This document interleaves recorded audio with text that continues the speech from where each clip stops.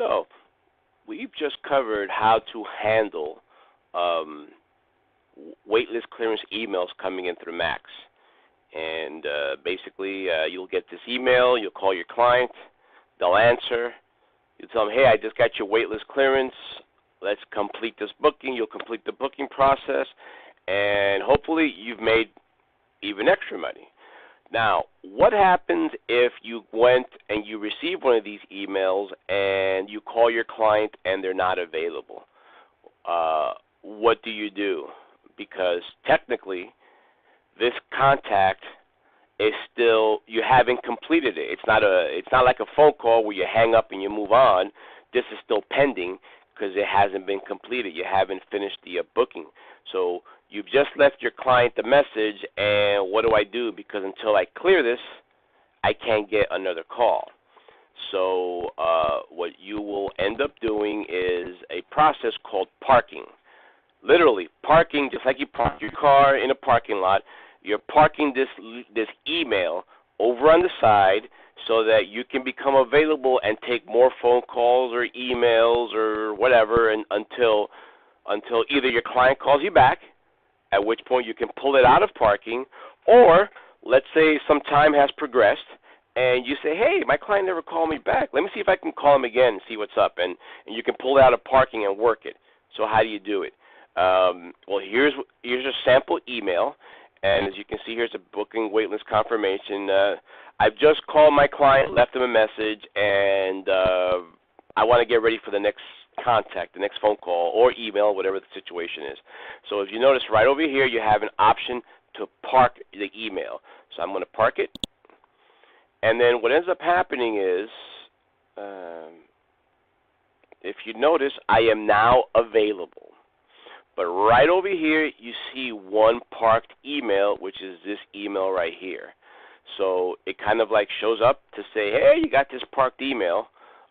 And you notice over here also that it's under parked as opposed to working. When you're actually working something, it's under working. And when it's parked, it's just showing you what's parked.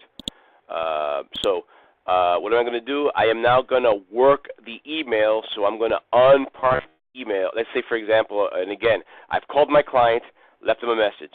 Half an hour has come by, and my client calls me back. So I can come over here. I can, if I'm available and waiting, as my parked email, when I click it, this shows up, and now I'm going to work the email. So I'm going to unpark it to work it. Bam. And now it moves from park to working. So my client calls me up. I do everything I need to do with the email. I have now ended the contact. So what do I do?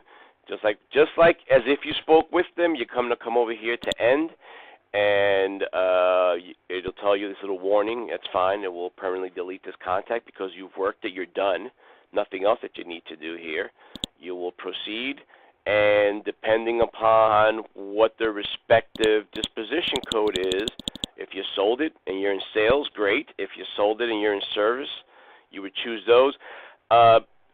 A word of caution here, I am showing more disposition codes than what you will see because this account, I have all the options, so to speak. So you would technically just see, if you're in sales, you would see two options, CC not sold or CC sold, as if you sold it in sales. If you're in service, you would see this one not sold or sold service, and this is for tracking purposes only.